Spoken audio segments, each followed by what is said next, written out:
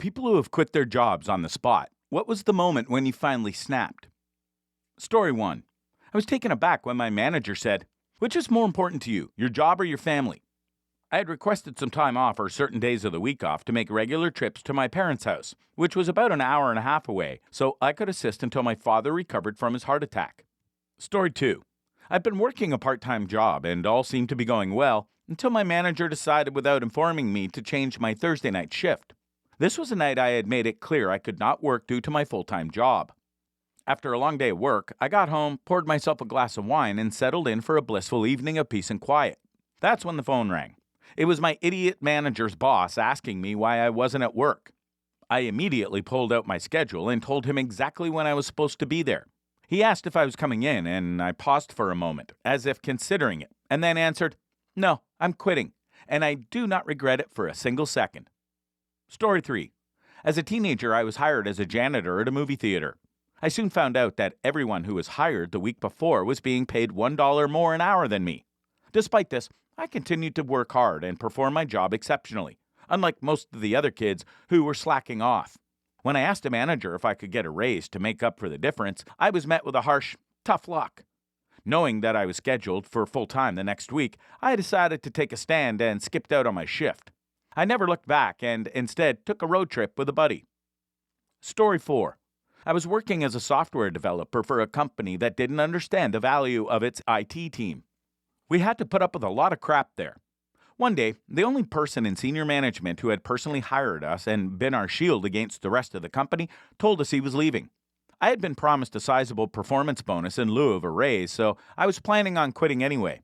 When my performance review came up, I wrote up a spreadsheet detailing how I had fulfilled every aspect of my bonus requirements and emailed it to my new supervisor. But I didn't get a response. I went into his office Friday morning and asked about it. He said that before they could give me the bonus, I had to provide detailed documentation and training on all the code and work I'd done for the past year. I told them they could either pay me the money they owed me for the work I'd done to date, and I would do everything in my power to make sure they could continue if and when I left, or I could walk out at that moment and leave them with nothing. So, that's exactly what I did. The entire development team followed suit over the next 6 months. Story 5. I had a job bagging groceries at a store when they asked me to clean a bathroom that was in dismal condition. It was covered in filth, the toilet, walls, and even the ceiling. I knew this task was not worth my minimum wage and immediately declined. My friend had helped me get the job and they asked him to clean it the next day, but he quit on the spot as soon as he heard the request. Story 6. Working in a doctor's office right before the holidays, I was expecting to receive a paycheck at the end of the pay period. However, my boss, the doctor, announced that he didn't have enough money to pay us and we would have to wait a week. This was infuriating to me, considering he had just come back from a luxurious ski trip to Snowshoe with all 7 of his kids. Story 7. My experience with a particular manager at my local Target in the electronics department was truly harrowing. Just days prior to my father's funeral, I had informed my manager that I had to attend the ceremony, to which they gave their understanding.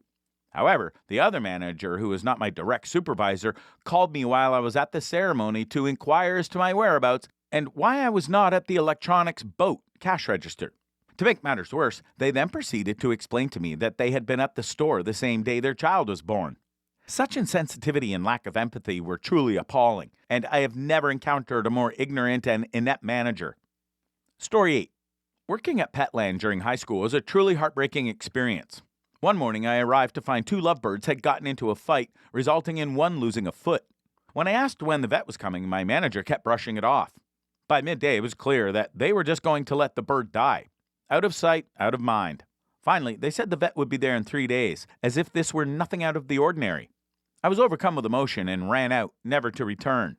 I've been telling everyone I know ever since of the cruelty that went on there.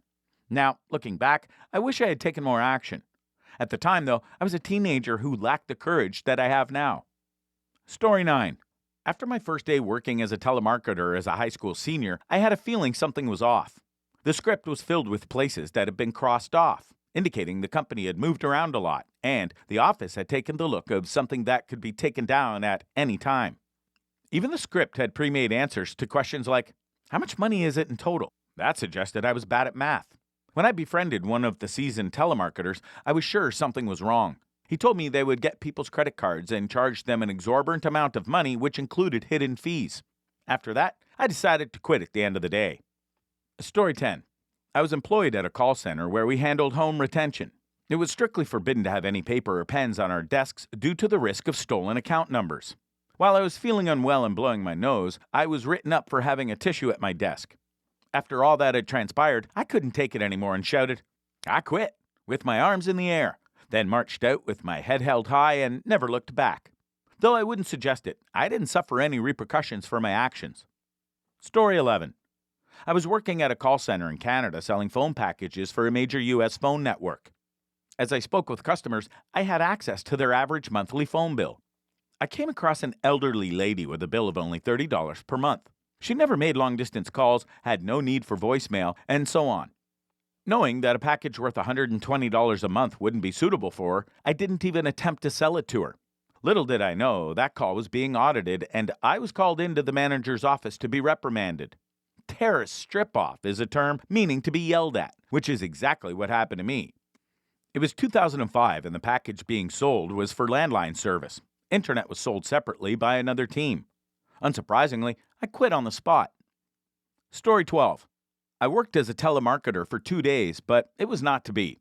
I was tasked with offering a free gas card with magazine subscriptions, a timely incentive since gas prices were soaring. Most of the numbers I called had been pre-screened, but I still encountered the occasional senior citizen. One woman, 80 years old, was particularly enthusiastic about the card, claiming it would help her with her driving the church van. When I asked if she was between the ages of 18 and 55, she said she was 80. I immediately put her on hold and consulted with my manager. He instructed me to simply tell her the gift card was on its way, then hang up. I knew this job would not be for me, so I refused and left the gift card unsent. It was clear that my boss's policy was to simply lie and disconnect, an approach I could not abide. Story 13. I was working at McDonald's during high school trying to get a raise. I completed all the tedious tasks the company required. Training people, watching videos, taking quizzes, all of it. Nothing. Every store manager promised me it would show up on my next paycheck, but it never did. I called the regional manager and he rudely answered the phone with, "Don't call this number," before hanging up. I'd had enough. I quit on the spot and walked out. Story 14. I was working at a ski shop at a local ski resort. I had to hurry to catch the shuttle they provided for employees who lived in the nearby town. I had just finished putting away the cash drawer when I ran downstairs, but sadly the shuttle had already left without me. The temperature was a frigid minus 17 degrees, and I was stranded without a car. Thankfully, I had a key to my family's cabin located 10 miles away. I emailed my resignation as I bravely trudged through the snow on my journey to the cabin.